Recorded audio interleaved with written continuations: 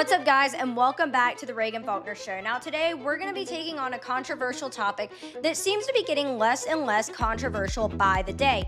Today, we're going to be taking on the university system and why college is a scam. Look, we've been lied to. Since kindergarten, they've been grooming you for a seat in a lecture hall that you can't afford, to get a degree that you don't need, to find a job that doesn't exist. We have 43 million Americans suffering from student loan debt. We have 16% of the adult population living on a leash held by the administrative state. You aren't being educated, you are being controlled. Now let's dive into the numbers because the math really isn't mathing. Generally, colleges are broken up into about 3 tiers. We're going to have our large public research universities, our mid-sized public research universities, and then our smaller community college. So when we're looking at these large public research colleges and universities, that's going to be about 70,000 to 100,000 students. Then these mid-sized public universities, you'll have about 30,000 to 60,000. And then in these community colleges, you'll have tens of thousands of students sprawled across various campuses. If you're from North Carolina, think about Wake Tech and how you have small subsets of students at multiple different Wake Tech campuses across the triangle. So let's look at what some of these large public universities include. Some of the largest in the United States include Ivy Tech Community College, which has 100,000 students. That's kind of outside of this tier. This is kind of an outlier there. You've got Arizona State University with about 80,000 students. Then you've got the University of Central Florida with about 70,000 students. Ohio State University is in the very high 60,000s of students. They've got 68 or 69,000 students. Now, let's talk about the job market. When we talk about this, make sure you keep those numbers that I just told you in mind. There are approximately 90,900 nutritionists in the United States. There are approximately 49,300 journalists in the United States, 16,644 dermatologists, and about 70,000 licensed chiropractors in the United States. These numbers are anywhere ranging from 2023 to 2026, so fairly modern. Supply and demand shouldn't have shifted that much in 3 years. Little bit, nothing crazy. These are still fairly accurate numbers. Each of these careers typically requires a college education. Yet if we look at just a subset of these major universities that I just talked about, we often find that they tend to have more students enrolled, literally enrolled in their undergraduate and graduate degree programs than there are actual jobs in the fields that are available in some of these industries. I mean, 49,300 journalists is literally the size of the University of Central Florida is a little less than double the amount of journalists that there are currently employed in the United States of America. This creates an oversupply of graduates for certain professions, for a lot of professions actually. And now, what about the cost? Is the cost worth it? Is this going to work out in the end? For a first-time, full-time undergraduate student, the average cost of college is about $38,270 per year. According to the Education Data Initiative, the average cost of college has more than doubled in the 21st century, with a compound annual growth rate of 4.04%. When you factor in student loan interest, when you factor in the lost potential income that you could have been making when you had a job and you weren't in college, you were working 40 hours a week because you weren't studying, you weren't in college, investing in a bachelor's degree can ultimately cost upwards of $500,000. Think of that. Upwards of $500,000 between what you spend on your tuition, your school supplies, your room and board, your food, and then the lost potential income where you could have been doing another job or another career. Today, student loan debt stands at a staggering $1.8 trillion spread across about 43 million Americans. Think about that.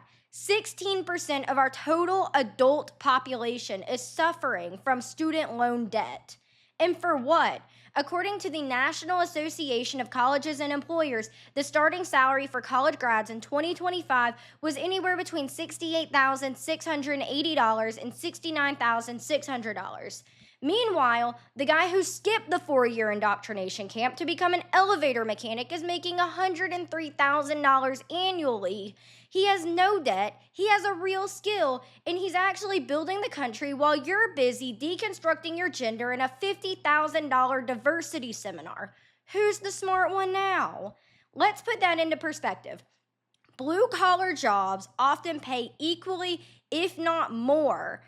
USAWage.com reports that in 2022, elevator installers in federal, state, and local government, that's kind of that specific industry for elevator installers. If you know anything about elevator installers, they can work in a variety of different industries. So elevator installers, they're specifically working in federal, state, and local government. That's going to be like specific government-owned buildings. Make a median of $103,610. Elevator installers that work specifically in construction are making about $100,480.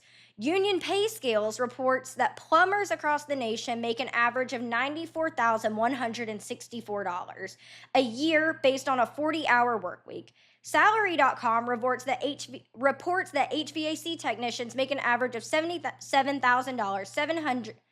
Whew! Lots of sevens here. I'm sorry, y'all. $77,780 as of April 1st, 2026. None of these careers require anything greater than a college education, yet they all pay more than the starting salary of a recent college grad. Now, I know what you're thinking. You're probably saying, Reagan, come on, that's just a starting salary. Obviously, those graduates are going to have better incomes after a couple of years of experience. Yeah, you're kind of right in thinking that. It's true, but that's for the graduates that actually managed to find and hold a job. According to the 2025 Cengage Group Graduate Employability Report, only 30% of graduates in that year, 2025, just 1 year ago, have found full-time employment. Only 30%. That means 60% have not found full-time employment. If we think about this in terms of the House or the Senate, that's almost a super majority of recent 2025 college grads that have not found employment. When situations like this arise in a typical market, supply and demand usually neutralizes the problem.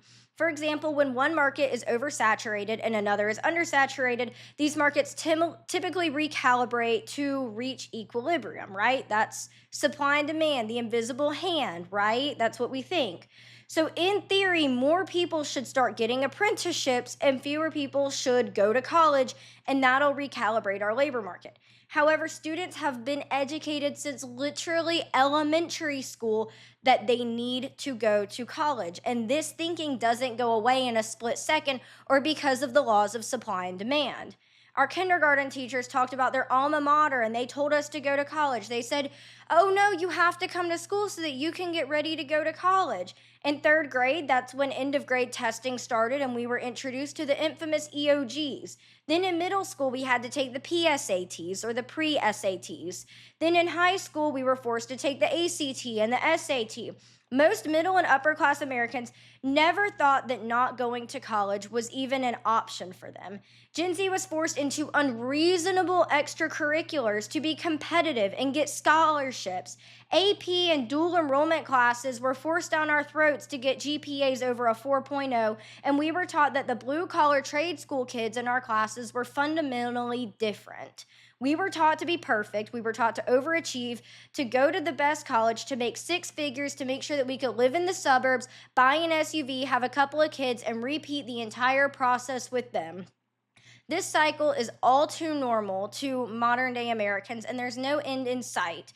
Parents don't want to pay for tutoring, for sports and coaching and other extracurriculars just for their kids to not go to college and for it to not build their resume. Kids don't want to work and try this hard and perfect their sport and perfect their academics just to not go to college and have no purpose behind it. I mean, what are you going to do if you're the state winning soccer team or whatever 4 years in a row and you go and become an elevator mechanic? There's no scholarship there. Granted, you don't have to pay to be an elevator mechanic, but what are you going to do with all that soccer knowledge? Absolutely nothing. And your parents probably spent a couple of grand investing to make sure that you were the MVP on that state winning team. I mean, here's the caveat. Not doing these extracurriculars though, because you might think, Why don't they just not do it? Why don't they just not invest thousands of dollars into that soccer coaching? Why don't they just tap out, opt out, not do it? It ostracizes the students because now we have originated social hierarchies because of these extracurriculars. They aren't popular. They don't have as many friends. They're seen as antisocial, unathletic, or lazy because the literal rest of the grade or the rest of the school is engaged in these extracurriculars in order to go to college and in order to pursue this life and this path that we've been programmed to believe is the only potential way. Overachievement has raised anxiety in young Americans. It's created a fast food culture because parents are constantly running through this drive-through and that drive-through because little Susie has to get to soccer practice or dance practice or gymnastics practice.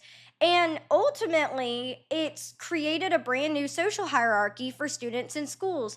I mean, I saw it at my time at a private school where we referred to everybody as you were either the honors kids, the AP kids, or the standard kids. And it created this social hierarchy where the kids that weren't doing APs and they weren't doing honors classes were kind of treated and thought down by the honors and AP kids because they were just kind of like, oh, they're in the standard classes, they're in the CP classes, like they're just they're not honors, they're never going to go to this school or that school. It has literally created social hierarchies. If you weren't in this specific like out of school club, I guess I did not do club sports, but if you weren't in this specific club sport or that specific club sport, then you were never going to be in with those soccer girls or with those cheer girls or those gymnastics girls. There are literally social hierarchies that are built for students and Gen Z and Gen Alpha around what groups you're in, what classes you take, even what sport you play. I mean, lacrosse girls were treated completely different than soccer girls. It is insane. It is totally and completely wild. And unless we resolve this part of our American culture, we will never address the college imbalance. We will never stop it. We will never fix the supply and demand and the imbalanced labor market. College prices are going up more and more because Americans still see a value in a college education. So there's more demand and less supply, but the salaries and wages are decreasing because the supply of higher educated Americans is greater than the demand. Not to mention the exceptional failures of the American higher education system, which should be more aptly referred to as the final stage of the American indoctrination system. And guess what? They've rebranded. In North Carolina, they banned DEI. So what did the universities do when they didn't have their favorite baby little DEI? They just changed the name. So now it's called the Student Success and Resource Centers. And it's the same radicalism, just with a fresh coat of paint. They aren't teaching you how to succeed. They're teaching you how to be a victim, a perpetual and a permanent victim. They want you to believe that the administrative state is your only hope while they pick your pockets for 4 years. Think about what they actually teach you. Here are just a few things that Americans are being taught while they're in college. You can change your major as many times as you want, and it's not going to cost you anything. Your college degree is going to cost the same whether you change your major 1 time, 0 times, or 5 times, even if it causes you to take more semesters and take longer to graduate. That's obviously very false. That will cost you a lot of money if your child is not graduating from undergrad for 6 or 7 or 8 years compared to the typical 4-year path or even graduating early at 3 years. They teach you that gender is a social construct. They teach you that businesses will fail unless they follow corporate social responsibility guidelines to combat climate change. They teach you that globalization and offshoring are actually good for the country, that it doesn't decrease jobs and lead to places like the Rust Belt. They teach you that you are a fragile individual little teapot and nobody can actually understand your feelings or your experiences because they're intrinsic to yourself. And that means that you can act and do whatever you want because nobody understands your thoughts or experiences or feelings. They teach you that everything is interdisciplinary, and as such, research is more important than actually producing tangible goods. They teach you that capitalism yields oppression and corruption. During orientation, at my school, we were taught that sexual assault is a typical experience that most college students will go through and that basically you just have to deal with it. They teach you how to identify and help somebody with alcohol poisoning when you're walking back from the dining hall late and somebody's passed out in the middle of the quad and you don't know what to do. They teach you how to engage in hookup culture safely and all the different things that are available in the health center to do that. Now, what they don't teach you is how to effectively plan your classes. They don't teach you the best practices for getting a job during college and how to balance your schoolwork and your job. They don't teach you the best practices for contacting your academic advisors, nor do they teach your academic advisors how to academically advise you. I know, little surprising, huh? They don't teach you how to avoid the party scene to focus on academics and make sure that you're not one of those people passed out in the quad getting picked up by somebody leaving the dining hall late. And they don't teach you alternative extracurriculars that aren't partying. Things like the mock trial program or student government or other clubs that you can join. Most every college also has diversity centers, which are where students who feel marginalized, such as the LGBTQ plus center, the African American center, the Asian and Pacific Islander center, and the Hispanic cultural centers. That's where those, people who feel marginalized or different or just kind of, I guess, different, really. Those are really the only words that I can think of, marginalized and different. That's kind of where the school tells you to go.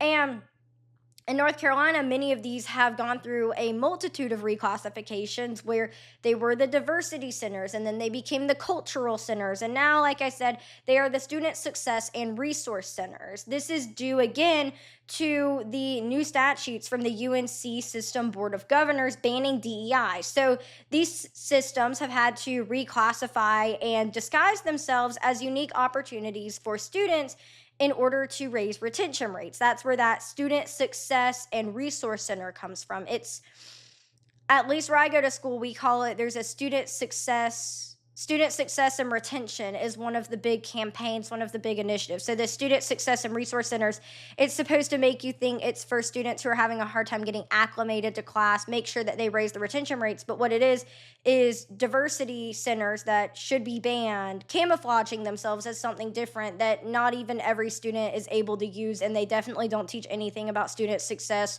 or resources or retention.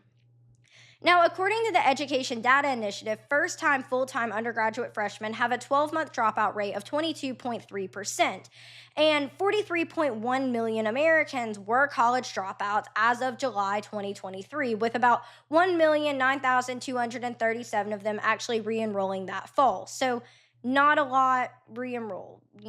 That's 1/43rd. That's not a lot of people re-enrolling. Retention is a big deal for schools, which is why something called the Student Success and Resource Center would be heavily supported. However, at least at my school, they are diversity centers in disguise to avoid being shuttered down after the Board of Governors decisions. Only minority students in each of the classifications are actually socially accepted to go in there. Like, if I went into any of these places, any of these cultural centers or diversity centers or whatever they're actually called or whatever they actually are, I would be looked at. I probably wouldn't really be helped or treated correctly. They're there and they say all students are welcome, but there are certain students that can go in there that definitely will be treated different than other people, and that namely would be the groups that they are kind of classified and branded for. They are indoctrination hubs with bookshelves holding literature full of stories concerning America's oppression of underrepresented, marginalized communities, discrimination, and yes, critical theory. In order to graduate, students must take diversity and aesthetics classes too. At UNCG, I'm told that they actually have to take a class on sexuality and gender ideology. Again, this is what I'm told, so I could be wrong. If anybody from UNCG is listening, DM me, let me know. I would love to know if this is actually true, but that is what I'm told. This is to create the diversity and aesthetics classes, this is to create a holistic, well-rounded, liberal arts educated student.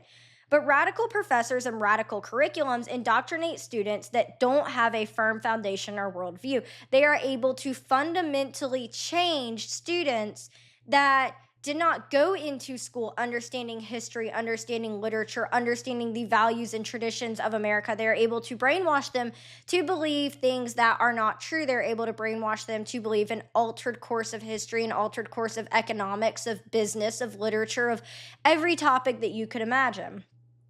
We're told that we must go through this indoctrination camp for 4 years in order to make money and be successful. However, then we are producing adults that are in debt, that can't find a job, that are convinced they've been oppressed, that literally have a completely warped and altered view of America's histories, traditions, and values. And now they hate America because they were forced to spend literally 22 years preparing for and going to college just to be broke, unemployed, and indoctrinated. They treat you like this fragile little teapot that I've talked about. They tell you that you're marginalized, underrepresented, and oppressed, literally no matter who you are, aside from a straight white man. And they spend 4 years making you weak so that you're easier to control. We don't want safe spaces. What we want is a job market that actually awards merit instead of awarding equity. History classes teach that our culture in our country is racist and oppressive. Diversity classes teach that DEI and affirmative action are the only answers. Economics and business classes teach that the European socialist countries have it right and that America has it all wrong. This changes voting blocks. This changes culture. This changes attitudes. And yes, this changes our entire country. Higher education is in desperate need of market correction, of reform, and of the purging of radical anti-American professors and curriculums. And no, I don't mean anything violent by purging. I just mean they need to go somewhere else. They need to be exposed for the curriculums and the topics that they're teaching. And if that's what the school wants, then maybe the school should be classified as biased and that they don't follow free expression clauses and, really dive into what they actually believe. Or if the schools don't align with those teachings and those curriculums, the professors need to go find somewhere else to be employed. Boards of trustees and governors need more oversight on what these colleges are really doing. I hate bureaucracy. You know that I hate bureaucracy, but I promise no one besides the actual students, and oftentimes not even the students at these schools and universities, and the directors and chairs of the departments know what is actually happening and what is being taught and who it is being taught by. As a current college student, I can assure you that if normal, rational, traditional parents knew what we were being taught, knew what was happening behind the scenes, knew what was happening on campus, who our professors, our chairs, and our administrators and directors really are, knew what campus therapists and mentors were encouraging students to do, knew the real ROI versus the cost, knew the radical teachings of the Student Success and Resource Centers, not a single one would ever actually consider sending their child to a college campus. Not a single rational, traditional, normal parent would ever even consider it. It's time for Americans to do one of two things. Either A, stop going to college, self-educate, create a real life for yourself, and reject the culture and indoctrination that we've spent 18 years being programmed into, or B, create actual competition to these public institutions, places like Hillsdale College, to combat the indoctrination and actually educate Americans through the teachings and values of historically successful techniques inherent to Ivy League colleges before their detrimental radicalization. Again, if parents actually knew what was happening on these campuses, if they knew what the mentors were encouraging their kids to do, if they knew the radical cost compared to what they thought their ROI was going to be of these degrees, not a single rational parent would send their child to university. We have two choices. Either stop entirely going to college and self-educate, or we build our own institutions. We need more Hillsdale colleges and less indoctrination hubs. We've been programmed for 18 years to think that a degree is the only path to a quote-unquote good life. That's a lie. The good life is found in financial independence, it's found in traditional values, and it's found in rejecting the culture that wants you broke and compliant. The rebellion of our generation isn't found in a protest or going to a diversity center. It's found in going to a trade school, starting a small business, and having a bank account that doesn't belong to the federal government.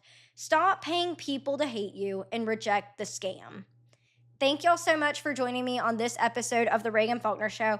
For more, remember to check us out on Instagram, Facebook, TikTok, and now Substack at the Reagan Faulkner Show, and Facebook and Instagram at the Wilmington Standard. And remember, if you're looking for organic, ethically sourced coffee with a mission, you can get 10% off your next order of 7 weeks coffee using code Reagan2026. That's all caps REAGAN 2026. Like and subscribe if you enjoyed today's content, and comment what you want me to cover next. Thank y'all so much, and I will see you on the next one.